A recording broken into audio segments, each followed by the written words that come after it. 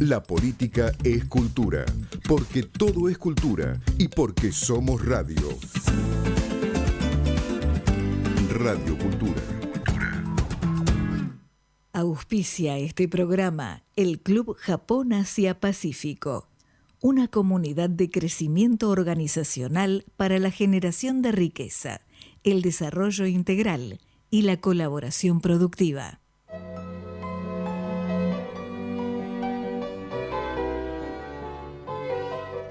El camino es Kaizen, una actitud en la mente, una disposición del corazón y una disciplina del espíritu.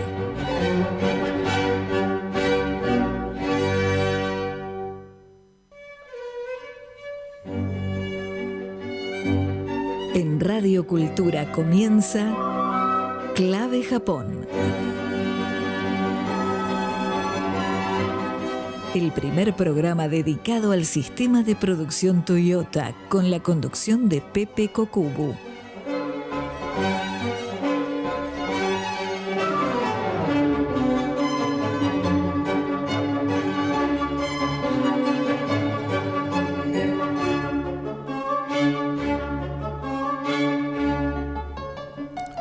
Muy buenas noches, queridos oyentes. Bienvenidos a Clave Japón, técnica y cultura para la generación de riqueza. Operación técnica Leonardo Giusti. Locución Mónica Pedre. Redes sociales Nicolás Chancallini. Coordinación periodística Marcos González Gaba. Hola Marcos, ¿cómo estás? Hola Pepe, ¿cómo estás? Un gusto. Muy bien, muy bien. Y en la conducción, este amigo y servidor Pepe Kokubu. Pensamiento de clase mundial, capacidad de clase mundial. En el programa de hoy el título que hemos elegido es ¿quién está a cargo? ¿Vos o un gurú? Y esto no va en contra de los gurúes, porque está muy bien. Necesitamos los gurúes, los que saben, para que nos muestren cosas que nosotros no vemos. Simplemente que tenemos que saber que dentro de tu empresa, de tu organización, el que está a cargo sos vos. La editorial. La importancia de la claridad de criterios para que tengas autonomía en la toma de decisiones. En Reporte Asia, la relación ASEAN-Mercosur. En Reporte Kaizen, para ser líder tenés que crear cultura. Para crear cultura tenés que surfearla como una ola. Para surfear esa ola la tenés que conocer. Y finalmente, hoy es el aniversario, el 169 aniversario del nacimiento de Mozart, que es el de la cortina musical y de toda la música de nuestro programa. Te vamos a contar hoy por qué es nuestra cortina musical y por qué no ponemos música japonesa, por ejemplo, ¿no es cierto? Lo cual sería muy válida como pregunta. Muy bien.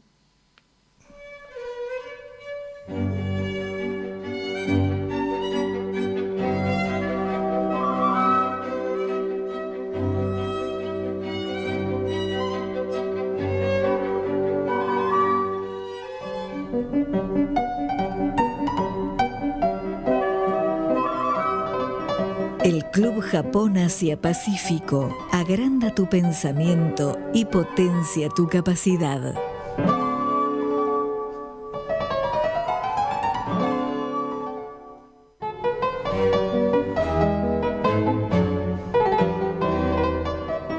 Sistema de producción Toyota con alma argentina. Método japonés.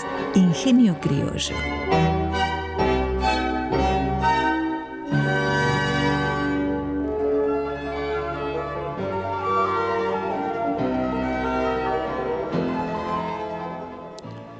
Bueno, vamos a ver entonces la importancia de conocer los procesos culturales y la realidad que surge como resultado de esos procesos. Porque todas las realidades que vivimos, ya sea el gobierno que nos gobierna, el gobierno que sube en Estados Unidos, la guerra en Ucrania, todo eso son resultados de procesos que tienen una gestación larga. Es importantísimo conocer estos procesos. Entonces, ahora, por supuesto, nos vamos a centrar en lo que nos atañe a nosotros, que es los procesos que llevan a lo que es la gestión de una empresa, ¿no es cierto? Y lo que es la generación de riqueza. Más de una vez hemos visto las distintas formas de obtención de valor, la extracción, la acumulación, la especulación financiera, la industria, el servicio. Que todas estas formas conviven de una u otra manera en el mundo de hoy. En la figura del newsletter con que anunciamos este programa de hoy, veíamos los siguientes elementos. Primero, como gran título, ¿no? Occidente, ideas, lógica y ética. Y la silueta de Jean-Jacques Rousseau. Y después había unos cuadraditos que marcaban el pensamiento económico de distintas épocas en Europa.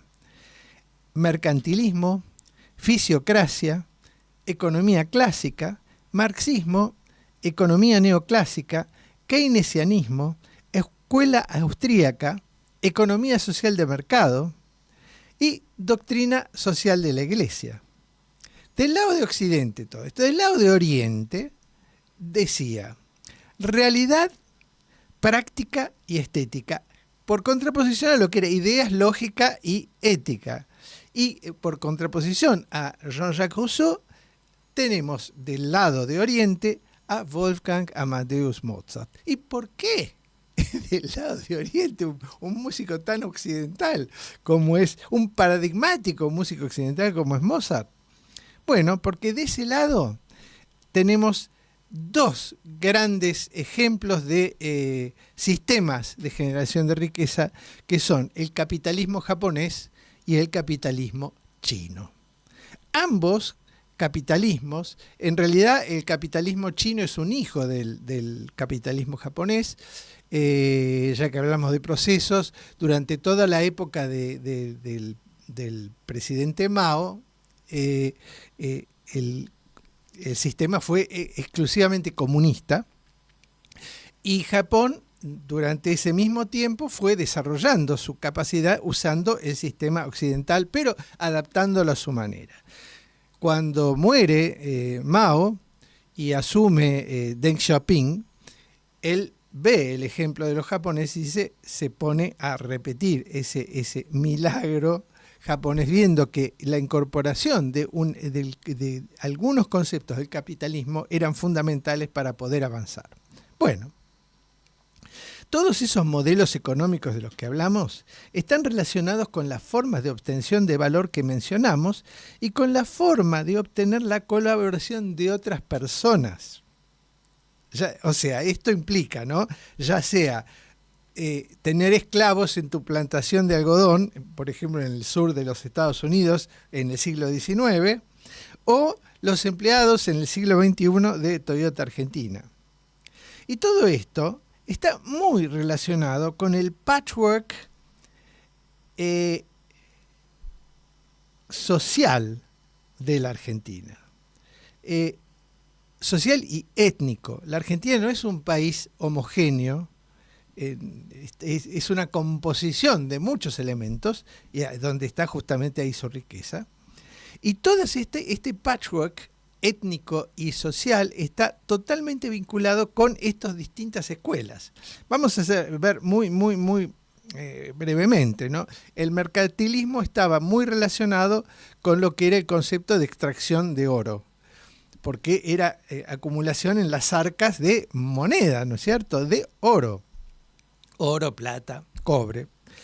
Y todo eso era la fuente de riqueza del Imperio Español, que lo traía todo de América, una cultura totalmente extractiva, trayendo el oro y la plata desde América. En la fisiocracia se empezó a dar lugar esto pasa en Francia, posterior al mercantilismo, o hay una época que conviven, en la cual la agricultura empieza a cobrar un lugar más importante. Fíjense esto, la relación con las plantaciones de algodón en Estados Unidos, ¿no? Después viene la economía clásica, donde ya esto viene más apuntando hacia lo que es la industria, Esto está acompañando lo que es la revolución industrial que ocurre en Inglaterra. Y era, bueno, uno de los elementos más recordados de lo que escribió Adam Smith es la división del trabajo. Con el ejemplo más popular de todo esto es el famoso alfiler, que es mucho más fácil que una persona haga todo el alfiler, es más difícil si una sola persona. Si cada persona de la fábrica hace un alfiler y cada uno hace su alfiler, que dividir la tarea y que cada uno haga una parte del proceso. Lo que va a venir después en la segunda revolución industrial, cuando viene Henry Ford, es que justamente esa división de tareas se va a hacer muchísimo más eficiente.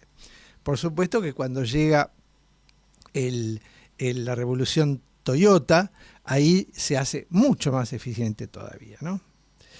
Bueno, el tema es que básicamente estos esquemas de mercantilismo, fisiocracia, economía clásica, están muy relacionados con la orientación a la fortaleza, la necesidad de tener fuerza y necesidad de tener poder para poder hacer gestión, para poder desarrollar un proyecto.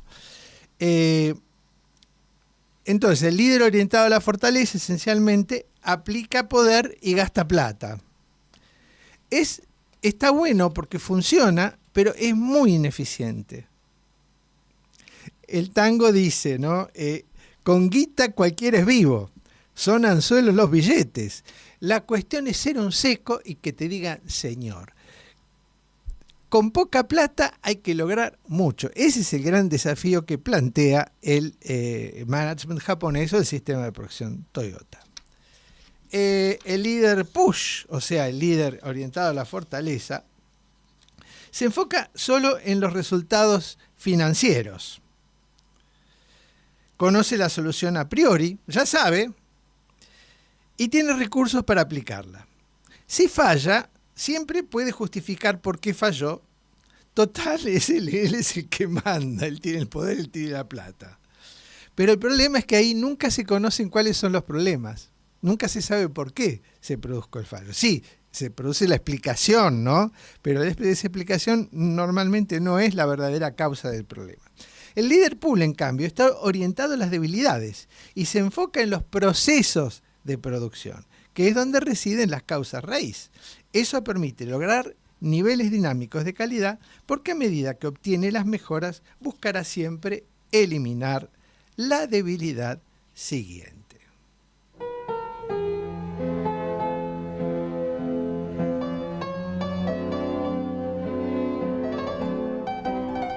Reporte Asia, BA Asia Tours y J-Key le invitan a formarse en Kaizen, Diplomatura en Sistema de Producción Toyota de la Universidad de Belgrano.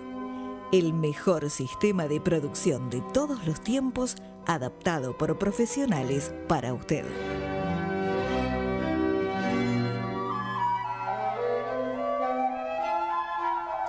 Bueno, acá es donde viene el tema crucial, que es el de la autonomía. Esto de quién manda en tu empresa, o sea, quién toma la decisión en tu empresa, si vos o el gurú o algún gurú, ¿no es cierto? Por supuesto que el responsable de una empresa no puede decir, ay, Pepe me dijo que tenía que hacer así, entonces la culpa la tiene Pepe. No, la culpa la tenés vos, o sea, vos sos el responsable de lo que pasa, sos el responsable del éxito y sos responsable del fracaso de tu empresa.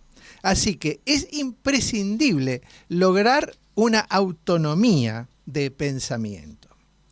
Entonces, para ser un líder orientado a las debilidades, como decíamos antes, es necesario desarrollar una gran capacidad para leer lo que llamamos la brújula Kaizen. Porque la brújula Kaizen nos permite avanzar en terrenos desconocidos.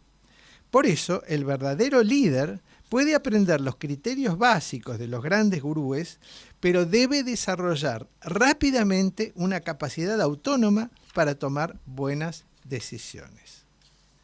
Para la brújula Kaizen, el norte magnético es el cliente, pero siempre dentro de la fórmula generativa N igual B corta por S al cuadrado, o sea, negocio igual a valor por satisfacción al cuadrado.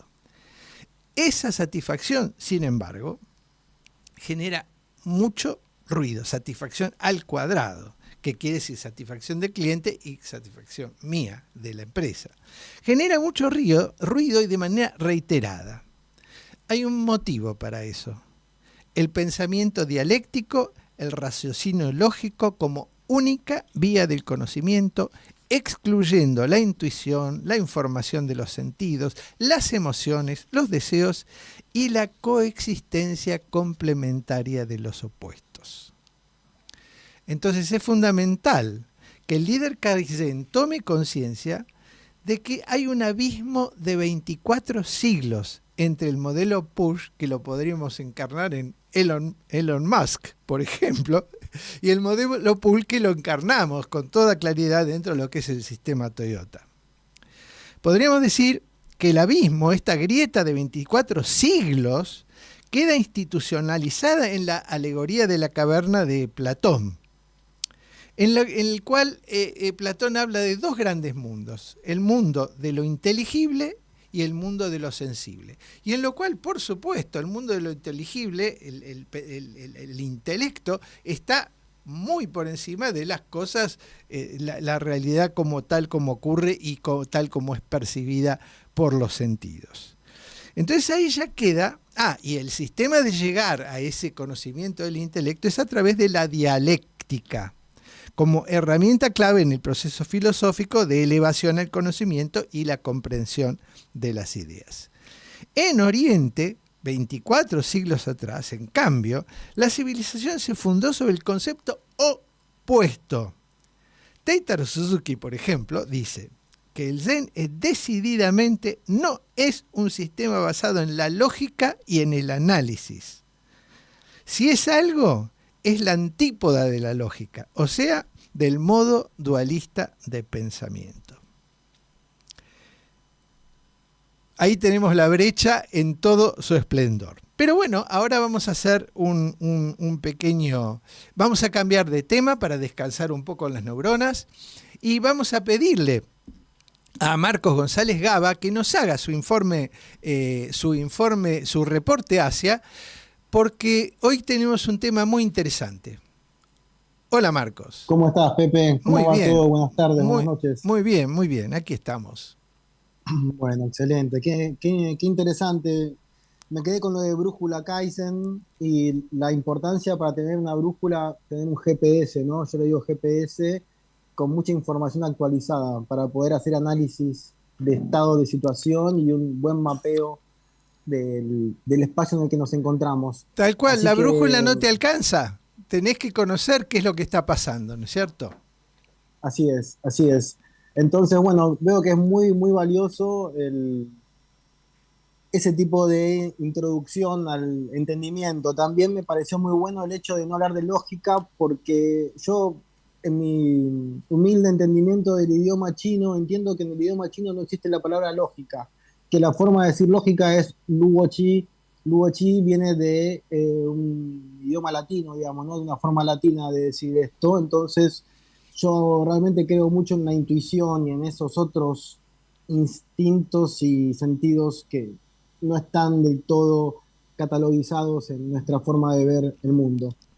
Con respecto a la semana en Reporte Asia, te quería comentar, bueno, sobre un tema que me pareció muy interesante en su momento, ya lo hemos hablado aquí hace unas semanas, que es la actividad que tiene la MAC, la Cámara del Mercosur-ASEAN, Mercosur-ASEAN Chamber of Commerce. En Reporte de Asia justamente publicamos una entrevista que le hice a Rodolfo Cáfaro Kramer, que es el presidente de esta Cámara, quien, bueno, contó su experiencia. Si está escuchando, viajado, le mandamos un gran saludo a Rudy. Tal cual. Espero que esté escuchando porque, bueno, es un gran amigo y lo que vamos a comentar a continuación tiene que ver con un trabajo hecho, digamos, básicamente desde el periodismo. Lo que voy a relatar es el trabajo que hace esta cámara, que ya ha hecho una cantidad de viajes al sudeste asiático, y eso creo que marca un camino, ¿no? Poner el cuerpo e ir a conocer el mercado y la cultura del mercado en el cual queremos involucrarnos, y creo que esa es un poco la base del negocio con Asia, y la dificultad es, ¿voy o no voy? ¿Pongo el cuerpo o no pongo el cuerpo? Y una cámara como la MAC lo que hace es facilita, economiza, efectiviza lo que sería la milla, la primera milla, que es ir a conocer el lugar. Entonces, tal vez en 10 días hacen 3 destinos y en esos 3 destinos arman una cantidad de reuniones con diferentes entidades y empresas según los involucrados en las misiones comerciales que hacen anualmente o una vez o 2 veces en el año, como pasó el año pasado, que viajaron en abril y después en noviembre. Esto pasa porque el sudeste asiático, que es el mundo que quiere conectar la MAC con el Mercosur, es un mundo cada vez más conectado per se con nosotros. Hoy por hoy podemos comentar y podemos revisar que en todas las balanzas comerciales desde México hasta la Argentina, países como Vietnam, países como Malasia, como Tailandia, como Indonesia, tienen una participación primaria, están en el top 10. En Argentina, Vietnam ha crecido muchísimo y es justamente uno de los países que está dentro del top 10 de los que compran commodities argentinos, en especial harina y aceite de soja, que son 2 commodities que China, por ejemplo, no compra. Entonces, desde ese lugar hay una complementación con China que me parece que podemos encontrar en el sudeste asiático y un equilibrar nuestro crecimiento con una fuerza que sea distinta a China. Eso lo planteó también el profesor Nobumasa Akiyama, de la Universidad de Hitotsubashi de Japón, cuando estuvo en Buenos Aires, que planteaba que Japón sea un factor para el crecimiento de Argentina con respecto a China, ¿no? Para balancear esa energía, para que no sea todo yang o todo yin, para que Argentina no crezca solamente mirando una energía, que es la de la gran China, y buscar mercados pan-chinos, pan-asiáticos, el Asia-Pacífico, ¿no? Y ahí, bueno, se destaca mucho Vietnam, Malasia, Indonesia, Filipinas, por supuesto. Filipinas, Indonesia, India y Argentina son los únicos países que van a crecer más de un 4% este año. Y eso marca también un poco en este círculo, ¿no? India, Indonesia, Filipinas y Argentina, ¿no? Eso marca una ruta, marca un tipo de crecimiento que se está hoy por hoy poniendo de moda en todos lados.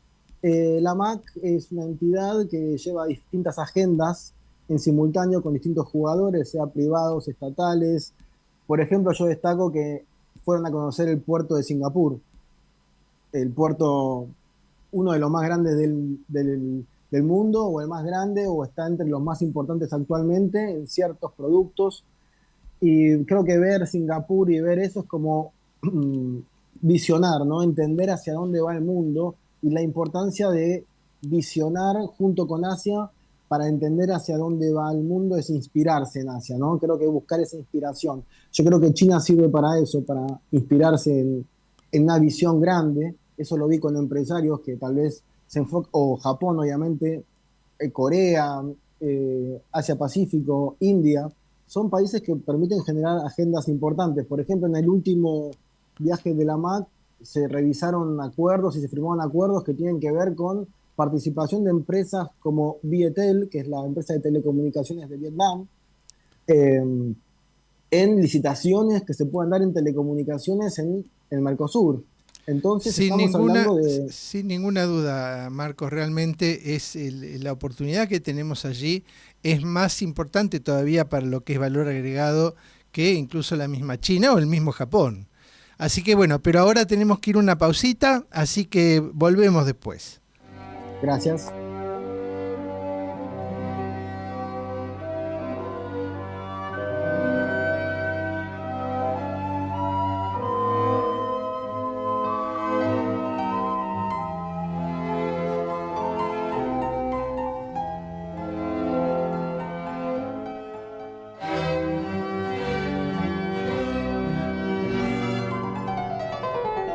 Podés comunicarte con Clave Japón enviando un WhatsApp al 11 55 77 11 92.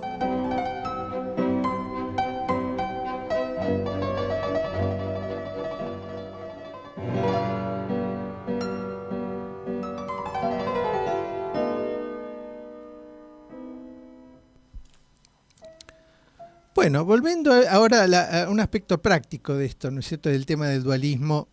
Y hay un blog que se llama El Salmón, que es un blog español, que salió un artículo que se llama "Los americanos quieren comprar el 7-Eleven y cambiar su filosofía de el cliente es lo primero".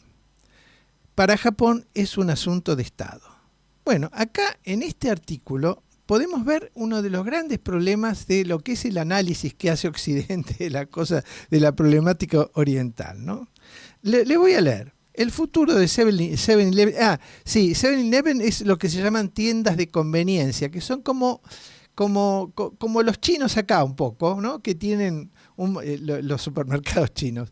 Acá que tienen un poco de todo y las cosas más urgentes, ¿no? Y que están cerca. Tiendas de cercanía podríamos llamarle acá, ¿no? El futuro de 7-Eleven, la icónica cadena de tiendas de conveniencia, está en el centro de una disputa internacional que va más allá de lo empresarial. En las últimas semanas, tras la oferta de compra de la canadiense Alimentation Couche-Tard, ACT, para hacerse con el 100% de la compañía, la familia fundadora ha elevado la apuesta. 9 billones de yenes, 60.000 millones de dólares, lanzar la empresa en la Bolsa de Nueva York y aliviar las preocupaciones de analistas financieros sobre su viabilidad. La posible adquisición de 7-Eleven Holdings, matriz japonesa de 7-Eleven, por parte de ACT, ha generado un fuerte rechazo en Japón, donde la marca es considerada un pilar de la sociedad. La razón, este debate no solo involucra cifras millonarias, sino también una lucha cultural entre filosofías empresariales opuestas. Hasta aquí vamos todo en línea con lo que venimos diciendo. Un modelo centrado en el cliente. En los últimos tiempos, Jundo Ito, vicepresidente de 7-Eleven Holdings e hijo del fundador de la compañía, ha tomado medidas para revitalizar los valores que en sus inicios definieron la marca. Inspirado por Peter Drucker, reconocido gurú de la gestión y antiguo asesor de su padre, Ito busca reinstaurar la filosofía de que el propósito de una empresa es servir a sus clientes y no maximizar los beneficios para los accionistas. Bueno, acá está el grave problema de Occidente. Es un grave error pensar que la empresa japonesa no quiere maximizar los beneficios para los accionistas. Es un tremendo error. El propósito y la responsabilidad de todo CEO es maximizar los beneficios para los accionistas. Pero el único camino para lograrlo es a través de atender bien a los clientes.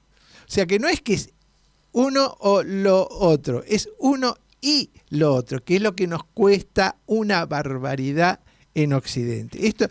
La historia se repite y se repite y se repite. El caso de Chrysler, cuando Chrysler estaba muy mal, lo contratan a un ex Ford que era Lee Iacocca, famoso en su momento. Lee Iacocca estuvo también muy influido por Peter Drucker, que a su vez muy influido por este pensamiento japonés, que estaba muy de moda en esa época.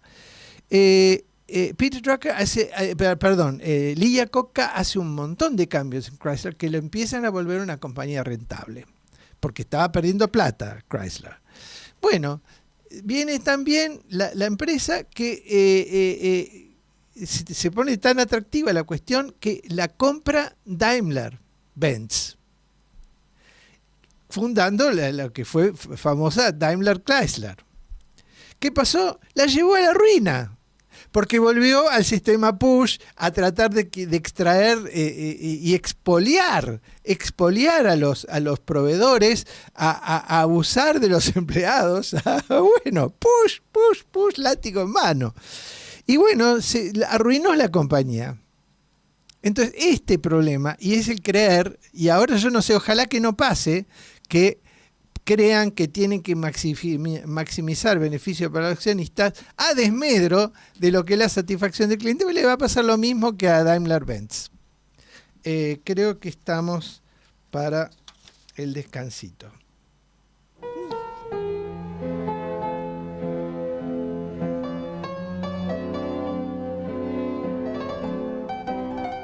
Reporte Asia, BA Asia Tours y J-Key le invitan a formarse en Kaizen. Diplomatura en Sistema de Producción Toyota de la Universidad de Belgrano. El mejor sistema de producción de todos los tiempos, adaptado por profesionales para usted.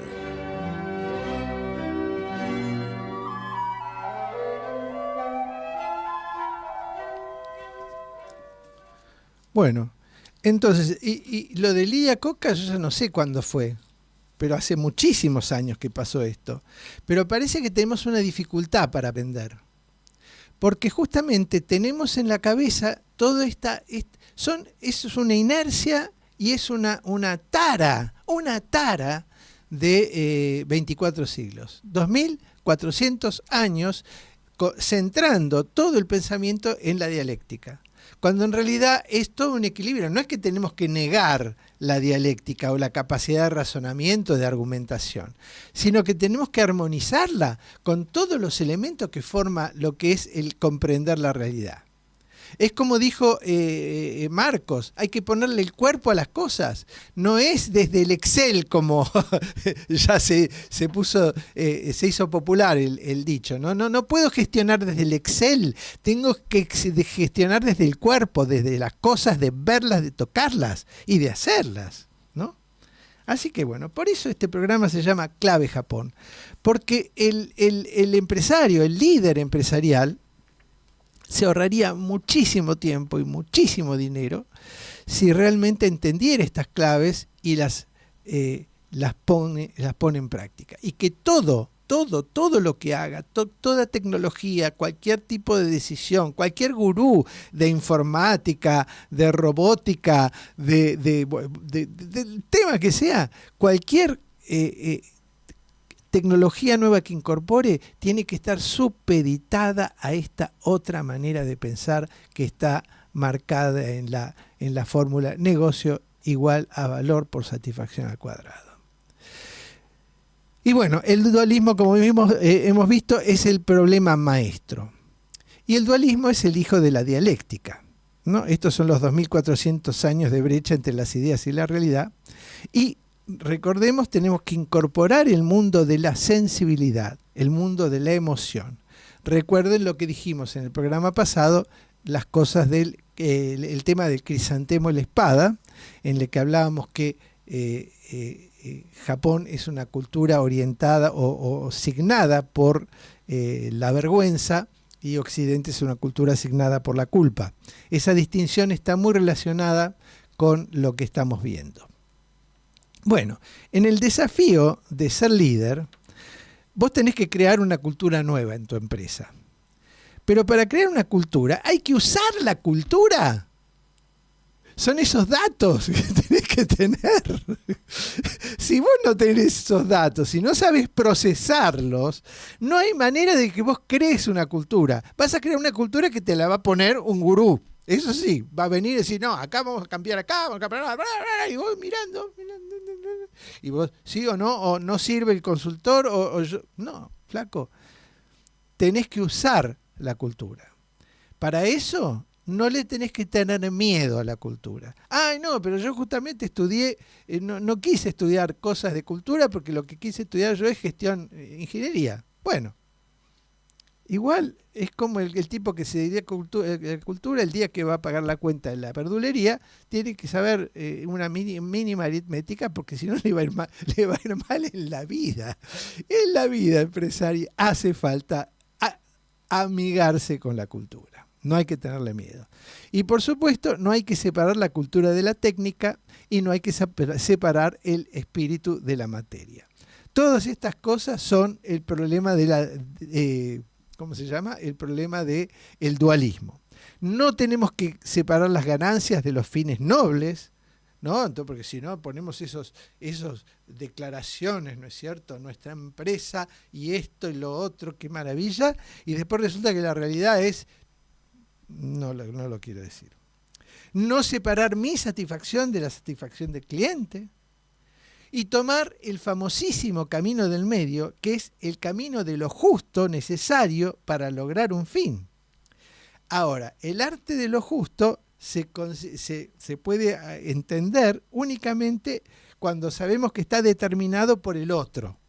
Entonces, las 5 S, el just in time, el concepto de valor y el concepto de calidad están todos determinados por esa lectura del cliente. Entonces, cuando alguien dice la barrabasada de que el propósito de una empresa es servir a sus clientes y no maximizar los beneficios para los accionistas, estamos justamente cayendo en ese error. Entonces, tenemos de un lado a Lee Iacocca, no, ni siquiera, porque Lee Iacocca la tenía re clara. Y tenemos por el otro lado a Daimler-Benz, yendo a la ruina directamente. Bueno, muy bien. Entonces, como decíamos antes, para ser líder tenés que crear cultura, para crear cultura tenés que surfearla como una ola, porque vos no creás las circunstancias están, las circunstancias son la ola. Y tenés que aprender a surfearla. Pero para surfearla tenés que conocerla. No hay la tenés que observar, tenés que ver cómo viene. Y una vez que la observaste bien, ahí la podés agarrar y surfearla como corresponde. Y esta brecha de los 24 siglos, no es que tenés que retroceder una máquina del tiempo que te vuelva a la época de Platón. Ni tenés que viajar a Japón o a China, porque esa base de sentido común que está en cualquier ser humano, la tenés acá, la tenés dentro de vos, no tenés que ir a buscarla a ningún otro lado. Y vas a encontrar estas claves en los lugares más inesperados. Especialmente en el diálogo con tus subalternos, en tu diálogo con la gente menos preparada, porque esa gente menos preparada justamente está menos contaminada por esta brecha y por esta inercia y por esta tara de la exclusividad dialéctica. Así que bueno, no dualismo, orientación al otro y orientación a las debilidades.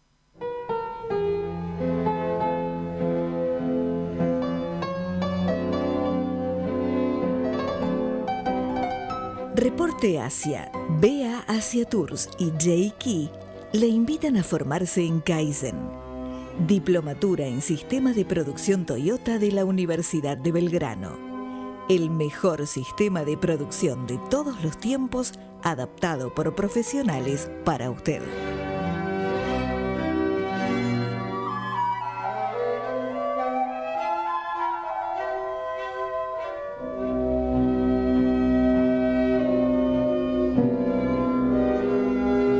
Mejorar un negocio es acortar el tiempo entre el pedido y el cobro.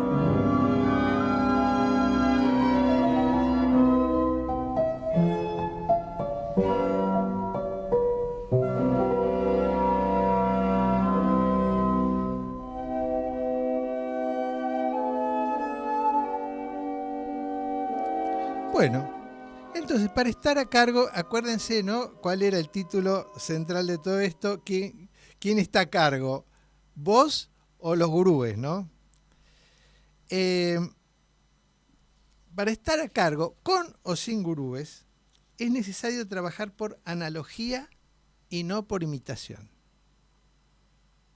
Trabajar por analogía, por aplicación de un criterio, aunque después la acción real sea distinta. Y no por copia, no por un copy-paste. Lo llamamos la oposición entre lo que es analogía y lo que es la mímesis. Pero para trabajar por analogía hay que tener mucho criterio. Es el saber usar esa brújula Kaizen, ¿no? Entonces, las condiciones son las siguientes.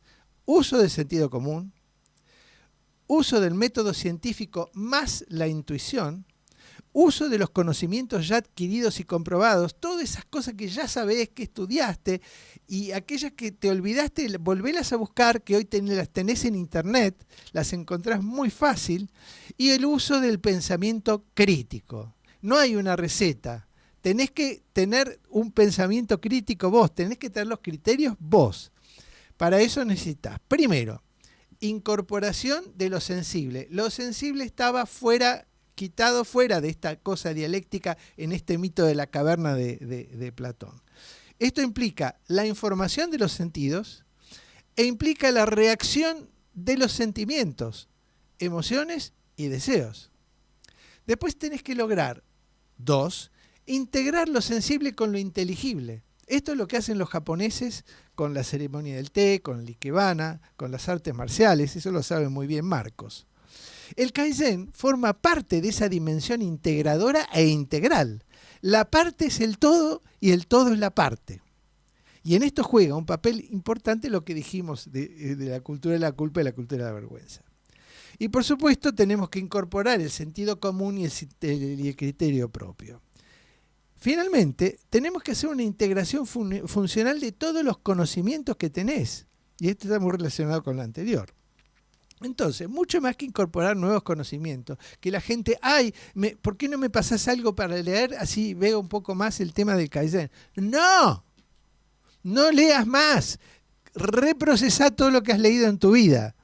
Es importante rescatar muchos conocimientos propios abandonados en el túnel del tiempo. Cuando te hablan de Aristóteles o de Sócrates o de Confucio, bueno, tenés que ir atrás de lo que estudiaste de secundario.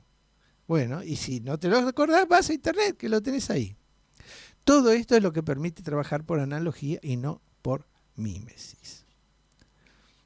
Ahora bien, esta incorporación del no dualismo, esta necesidad del no dualismo, nos plantea si realmente se puede superar el dualismo en Occidente. Y acá es donde viene a colación el 269 aniversario del nacimiento de Mozart. Mozart es sinónimo de superación del dualismo, de unión, de síntesis y de libertad. Sin abandonar la fe católica, adoptó con entusiasmo las ideas de la Ilustración y las ideas revolucionarias de la francmasonería. Tenemos que pensar, estamos en plena época de la Revolución Francesa. Dentro de su nuevo estilo musical, supo unir todos los estilos de Europa. Integró el espíritu latino con el espíritu germánico, transformándose en uno de los primeros compositores verdaderamente europeos. Supo conjugar también con sagaz penetración la psicología de los conflictos humanos, su corporización en el escenario, la palabra que los expresaba y la música que les daba nueva realidad emocional. Avanzando siempre de obra en obra hacia una mayor belleza, una mayor verdad, un mayor bien. Lo hizo a través de la resolución de sus propios conflictos y de un progresivo cultivo de la renuncia, de la sencillez y de la elegancia. Acá viene el Zen occidental. Su universalidad, su interioridad, su frescura y su constante vigencia encuentran un interesante paralelo con la universal abstracción interior del espíritu japonés. Vamos a una pausita.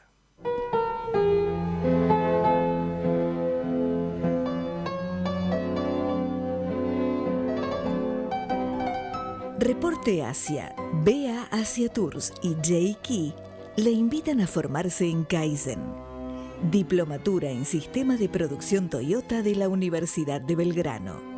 El mejor sistema de producción de todos los tiempos, adaptado por profesionales para usted.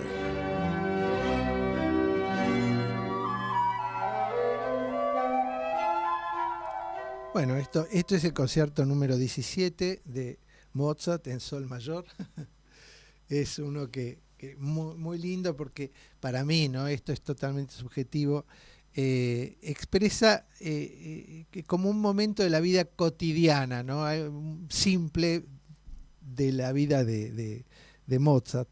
De hecho, el último movimiento está inspirado por el canto de su pájaro. Él tenía un pajarito y que cantaba muy bien, parece, y el último movimiento está basado en el canto de este pajarito. Así que bueno, por eso es que para mí lo hago muy, lo relaciono mucho con la vida cotidiana. Bueno, pero sí, después seguimos un poquito más con Mozart, pero me gustaría, Marcos, no sé si tenés algún comentario de esto. de todos los Sí, temas por que supuesto. estamos poniendo mucha carne en el asador, ¿no?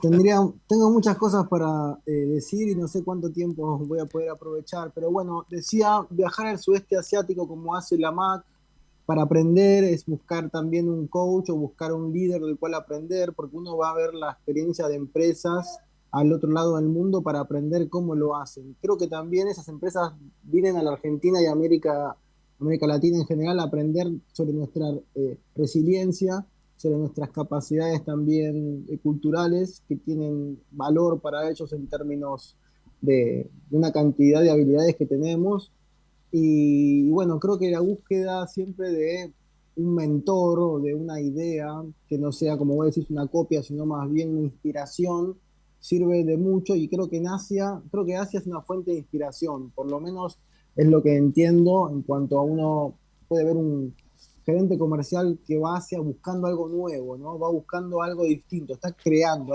creatividad en el ambiente. Creo que eso tiene mucho que ver con la búsqueda de Asia. Y te comento algo más. Vi que en el último concurso de Japón de 7-Eleven, de esta cadena, ganó como mejor vendedora una chica tailandesa Ah, mira. que está viviendo en Japón como una trabajadora extranjera, digamos, y fue elegida la mejor vendedora de 7-Eleven por mostrar en un concurso que está en las redes sociales, que se puede ver, en el que muestra una cantidad de habilidades aprendidas en Japón para, eh, para justamente interactuar con el cliente. Entonces vemos como siempre hay una entidad que te forma, hay una idea que uno puede aprovechar, hay no sé, una situación que uno quiere entender mejor y que quiere aplicar a su propia fórmula, y eso lo veo siempre, bueno, muy patente en Asia. Y obviamente que los asiáticos vienen también a buscar inspiración a estas tierras, y creo que también es valioso siempre entender ese ida y vuelta. Sí, realmente, bueno, vos que te has deslumbrado viendo estas cosas asiáticas, el mundo, ¿no? Esa cosa, esa riqueza que uno ve y que acá, bueno, a veces ni la sospechamos, ¿no? Somos como esos que están en la caverna y que no han visto el mundo exterior, ¿no? Así que hay que salir de esa caverna porque no alcanza que vos vayas y le cuentes porque no te creen. Cuando en el mito de la caverna, la alegoría de la caverna, un tipo pudo salir y vio ese mundo real, ¿no? En realidad el mundo de las ideas, pero no importa. Cuando, Pepe, sí, quería comentar algo más, si me permitís, sé que sí, por tenemos poco favor, tiempo, dale, que dale. la búsqueda de un socio local es muy importante. Si uno quiere hacer algo en otro país, tiene que aprender del partner que elija. Y creo que la búsqueda de un buen partner del otro lado del mundo es la búsqueda de un coach, es la búsqueda de un mentor, es la búsqueda de un ejemplo, porque me parece que no hay mejor partner o mejor coach que un buen socio. Un buen socio es un espejo, es un crítico, es un pusher, digamos, es un tipo que te incomoda, digamos, ¿no? Y creo que en esa incomodidad es aprender su cultura, entender qué puedo asimilar, cómo puedo interactuar con esa otra energía, y además me voy a ahorrar muchos pasos si tengo un socio del otro lado que me pueda dar esta mano. Quería comentar eso, Pepe. Sí, mira, Marcos, yo creo, ¿no? Que no es viable ni siquiera pensar que uno puede ir solo a hacer negocios en Asia. Si uno no consigue una persona local que lo guíe con la cultura, bueno, con la realidad de cómo se hacen las cosas allí, no hay manera. Te vas a perder, te vas a desorientar y te vas a desilusionar y bueno, te vas a volver a tu casa con el fracaso encima, ¿no? Así que este es un trabajo que justamente, ¿no? Marcos, esto es un ejercicio de modestia. Esta orientación a las debilidades de la que hablamos siempre, que este sistema pool, ¿no? Es justamente un sistema de modestia, un sistema en el cual, y esta orientación al otro, ¿no es cierto? Es estar siempre mirando al otro, ese aprendizaje del otro, el otro es tu sensei, como vos bien dijiste, ¿no es cierto? Ese es el tipo de O sea, estar a cargo no quiere decir saberlo todo, porque nadie lo sabe todo. Estar a cargo significa tener los criterios suficientes como para poder tomar tus decisiones. Y por supuesto, implica en primer lugar reconocer que hay cosas que no las sabés y las tenés que tomar de un sensei, que de gran manera puede ser un socio. Vos Marcos, has trabajado allí, has trabajado concretamente haciendo negocios en China. Contanos un poquito eso.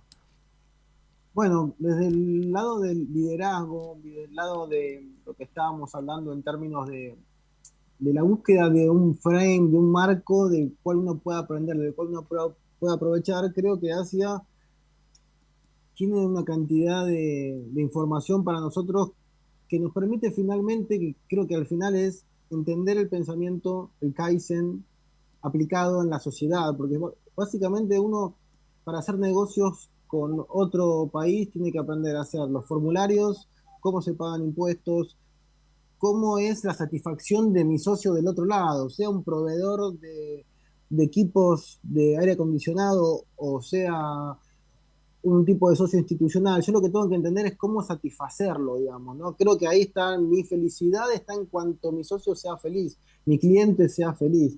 Esa búsqueda de la felicidad del cliente o del socio es algo que en Asia se ve mucho, porque el cliente, le vamos a decir que hay cosas en las que los asiáticos se enfocan mucho su energía, digamos, en la queja por un mal servicio. Ahí son contundentes y muy rotundos, y realmente la vergüenza que siente un servidor ante un cliente insatisfecho es terrible. Si es un medio público pagado por el Estado, yo que viví en Taiwán, son terribles, pueden decir cualquier tipo de cosa en tanto que se sienten ofendidos por el mal servicio que le dieron, digamos, ¿no? Ofendidos, insultados, bueno, se sienten insultados.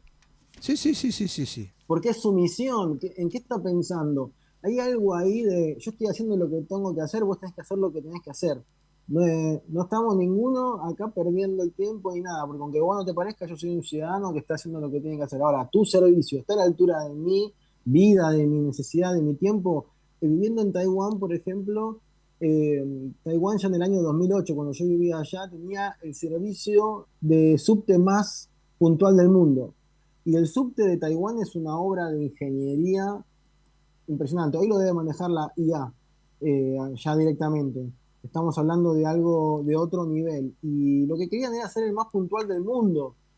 Y creo que ahí está realmente la fuerza de una organización, cuando se plantean un objetivo tan alto como ese y lo logran, ¿no?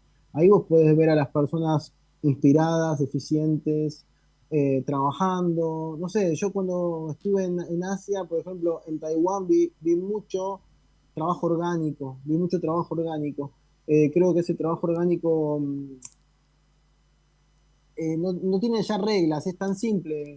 Es como ir a un dojo en Japón, todos se entienden las reglas. ¿A Acá qué, tenés que enseñarlas, digamos. ¿A qué le llamas trabajo orgánico? A esto de que hay una organización en el rol, la importancia del rol, aunque parezca mínimo, digamos, ¿no? En el cual la participación tiene que ver con algo de ser sociable, de interactuar, de sentirse parte, de no poder evadir esta responsabilidad, tenés que hacerlo aunque te parezca que es mínimo. También te digo algo, allá se paga karma por los errores, y creo que la búsqueda del perfeccionamiento constante es la búsqueda de evitar pagar errores por cosas evidentes, digamos, ¿no?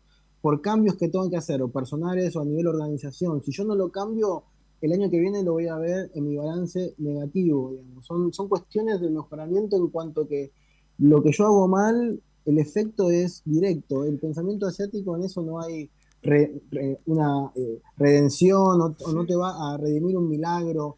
Es muy efectivo, digamos, el ida y vuelta entre un efecto y una causa. En las artes marciales, por ejemplo, el entrenamiento fuerte genera un cinturón negro en 5 años, y eso es un trabajo evidente. Y eso es un ejemplo. Sí, mira, justamente, ¿no? Que vos puedas hablar al mismo tiempo de la cuestión de cómo hacer negocios y de lo que es las artes marciales, porque vos haces Iaido, que es un arte muy exquisito, ¿no es cierto? En el cual esa fineza, ¿no?, de los sentidos, aparte la atención que tenés que tener, el foco que tenés que tener permanentemente de lo que está haciendo tu oponente y conciencia de tus movimientos al mismo tiempo en una danza, ¿no? Porque realmente es una danza, pero que bueno, en lo que era el combate era una danza a muerte, ¿no es cierto? Bueno, hay un Aiki que yo busco en todo, en los negocios también, ¿no? El Aiki, en la armonía, en la energía que vincula, digamos, ¿no? ¿Dónde está lo que traba y lo que en cambio fluye?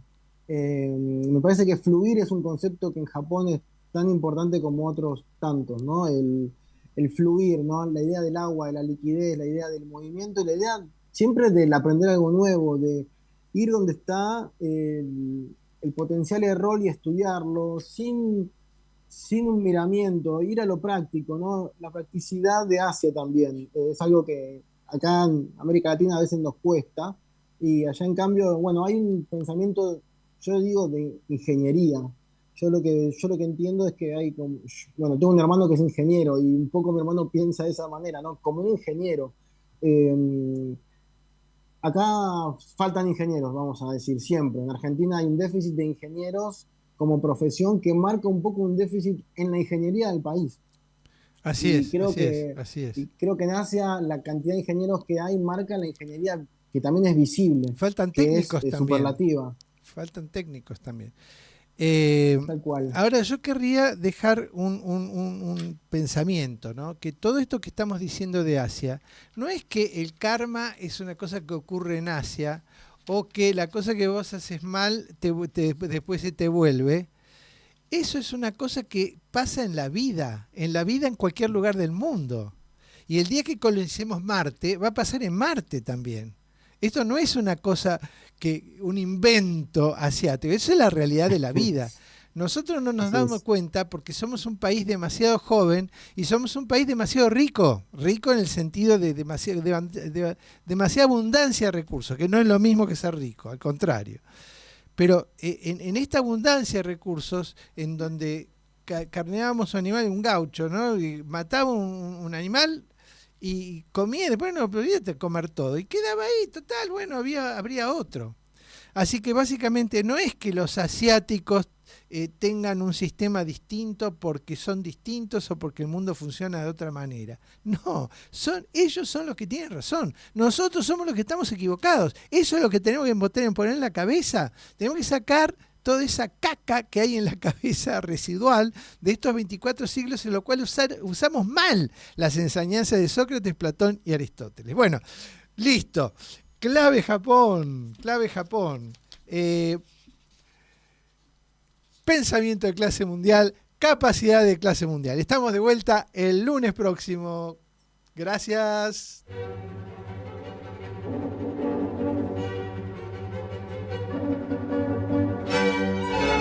Clave Japón, con la conducción de Pepe Kokubu. Nos reencontramos el próximo lunes de 20 a 21 por Radio Cultura.